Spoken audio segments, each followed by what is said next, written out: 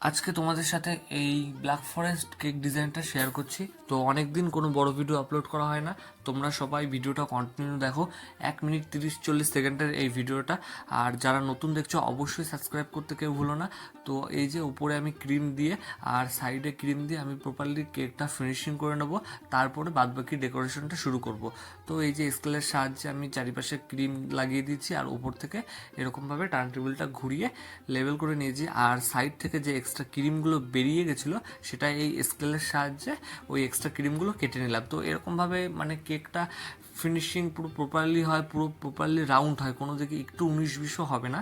তো তারপরে আমি ফিনিশিং করার পরে একটি বেসে আমি কেকটা মানে কনভার্ট করে দিই। আর এরপরে যে চকলেট গানাশ হয় সেটা আমি ওপর থেকে প্রথমে রাউন্ড করে দিয়ে নেওয়ার পরে সাইড থেকে আস্তে আস্তে ড্রপগুলো দিলাম, যাতে কেকের ফিনিশিংটা ভালো আসে। তোমরা চাইলে যারা কেক বানাও এরকমভাবে ড্রপ দিতে পারো।